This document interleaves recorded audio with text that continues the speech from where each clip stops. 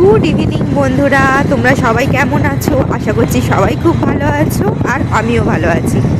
আমি বর আর বেটু আজ সন্ধে সন্ধে ঠান্ডা হাওয়া খেতে খেতে বেরিয়ে পড়েছি একটা জায়গায়।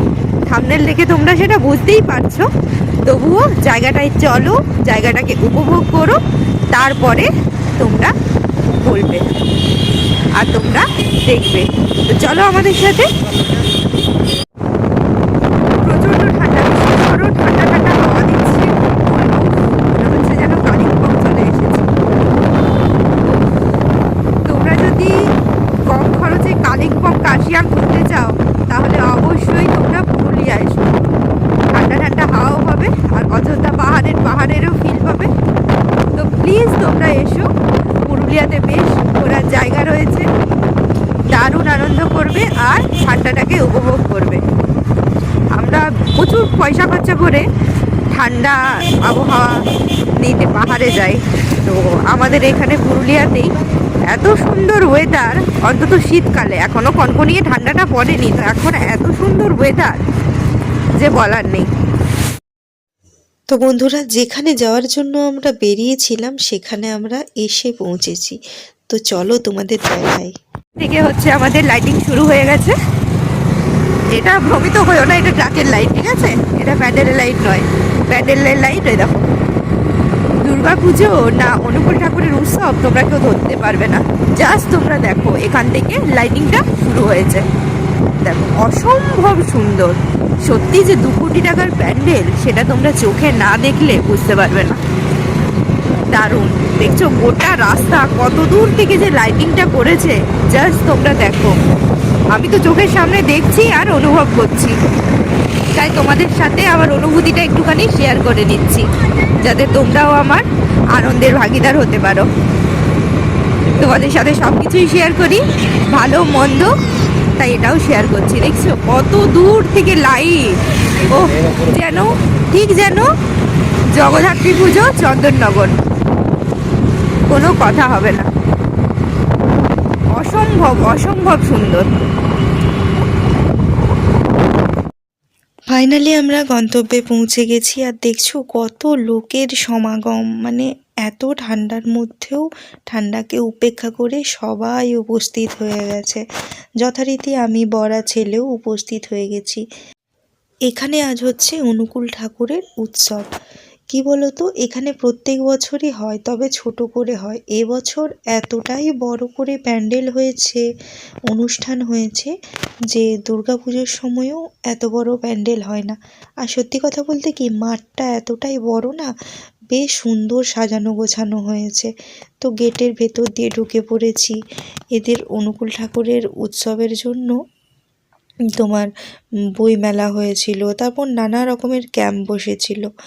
দেখো এখানে তোমাদের আমি ক্যাম্পগুলো পরিষ্কার করে দেখাতে পারছি কিনা জানি না, কেননা প্রত্যেকটা লেখার ওপারে না বড় বড় লাইট দেওয়া আছে। তো ক্যামেরা দিলে পরে লেখাগুলো না হেজি চলে আসছে, সেই জন্যে তোমাদের হয়তো আমি দেখাতে পারছি না। তবে দেখো, বুক স্টল এখানে দেওয়া হয়েছিল। তারপর কোনোটায় তোমার দীক্ষাঘাট লেখা আছে, মানে সেখানে ঠাকুরের দীক্ষা দেওয়া হচ্ছিল। তো বুক স্টল মানে ঠাকুরেরই বই পাওয়া যাচ্ছিল আর কি। আর মাঠটা দেখতে পাচ্ছ ভীষণ বড়। এখানে তোমার ব্লাড ডোনেশন ক্যাম্পও হয়েছিল। সব কিছু মিলিয়ে একটা বিরাট আয়োজন। মানে মাঠটা বড় বলে জিনিসটাকে এত সুন্দর ফুটিয়ে তোলা গেছে যে ধারণার বাইরে। তো আমরা এসে পৌঁছেছি সন্ধেবেলায়। সন্ধেবেলাতে লাইটটা ভালোভাবে দেখা যাবে, সেই জন্য সন্ধেবেলায় এসেছি। অনেকে সকালে এসেছিল, তো সকাল থেকে খিচুড়ির ব্যবস্থা ছিল। আর এই দেখো, এটা হচ্ছে মেন প্যান্ডেলটা। এতটাই সুন্দর সাজিয়েছে যে এর আগে পুরুলিয়াতে কোনো দিন এরকম প্যান্ডেল হয়নি। তো আমার তো ভীষণ চোখ জুড়িয়ে গেছে। যদিও আমার কাছে এটা অস্বাভাবিক কিছু নয়, কেননা আমি দুর্গাপুরে বড় হয়েছি, তো আর দুর্গাপুরে এর থেকে দুর্গাপুজোর সময় অনেক ভালো ভালো প্যান্ডেল হয়। তবে হ্যাঁ, এটা বলতে পারি যে অনুকূল ঠাকুরের প্যান্ডেল এরকম আমি জীবনে প্রথমবার দেখলাম। এর আগে কোনো দিন দেখিনি এত সুন্দর প্যান্ডেল। আমি জানতাম শুধু দুর্গাপুজোর সময়ই হয়তো হয়, কেননা আমার চোখে সেটাই দেখা। তো চলো প্যান্ডেলটা একটুখানি তোমাদেরকে কাছের থেকে দেখায়। এই দেখো প্যান্ডেলটা কেমন লাগছে বলো তো। সত্যি এটা যে 2 কোটি টাকার প্যান্ডেল, মানে না কাছের থেকে দেখলে তোমরা সত্যিই বিশ্বাস করবে না। হয়তো ভাববে দিদি বানিয়ে বানিয়ে বলছে, কিন্তু না, বিশ্বাস করো, সত্যিই 2 কোটি টাকার প্যান্ডেল, মানে চোখ জুড়িয়ে যাওয়ার মতো প্যান্ডেল। আর শুধু এই প্যান্ডেলটাই নয়, এখানে যাবতীয় যে অনুষ্ঠান আয়োজন সব মিলিয়ে পুরো এদের শুনছিলাম যে 2 কোটি টাকা মতো খরচ হয়েছে। তো চলো আমরা ভেতরে যাই, ভেতরে গিয়ে ঠাকুর প্রণাম করি আর ভেতরটাও তোমাদেরকে একটু দেখাই। ভেতরে আমরা চলে এসেছি, দেখতে পাচ্ছ ভেতরটা এত সুন্দর ডেকোরেশন, শুধু ফুল দিয়ে সাজানো, ফুল পাতা, মানে এগুলো সব অরিজিনাল, কোনো আর্টিফিশিয়াল নেই। লাইটটাও সেরকম করেছে, দারুণ, মানে ওভারঅল দারুণ বলা যেতে পারে। তবে এখন ভিড়টা আর নেই। আর এখানে কি বলো তো, সকাল থেকে তো খিচুড়ি দেওয়া হচ্ছিল, কিন্তু খিচুড়িটা না তোমার ডালিয়ার খিচুড়ি দেওয়া হচ্ছিল, এনাদের হচ্ছে তোমার চালের খিচুড়ি দেওয়া হয় না। এই যে ঠাকুর দর্শন করলাম আমরা, তোমরা সকলেই দর্শন করো, তোমাদের সকলের মন ভালো হয়ে যাবে। তো এইখানে দেখো, দেখতে পাচ্ছ দানপেটিটা, 2খানা ভীষণ বড় বড় দানপেটি রয়েছে। এই পেটিগুলো না সব ভর্তি। আর এদিকে আমি রেডি হয়ে গেছি পোজ দেওয়ার জন্য। আমি যেখানেই যাই সেখানে আমার একটু ছবি না তুললে ঠিক পোষায় না। আর এদিকে ছেলে আমার দুষ্টুমি করেই যাচ্ছে, ও এত ফাঁকা জায়গা কোনো দিন দেখেনি, তো ও ভ্যাবা জায়গা খেয়ে যাচ্ছে যে কি করবে কি না। আর সবাই লাইট প্যান্ডেলের ছবি তুলতে, মানে অনুকূল ঠাকুরের প্যান্ডেলও যে এভাবে সম্ভব সেটা যদি চোখে না দেখা যায় সিরিয়াসলি বোঝা যাবে না। আমি যেহেতু এরকম প্রোগ্রাম এর আগে কোনো দিন অ্যাটেন্ড করিনি, তো আমার কাছে এটা বেশ নতুন। তো এইখানে দেখো দানপেটিটাকে নিয়ে আসা হলো, 4 জনে মিলে ধরে নিয়ে আসা হলো।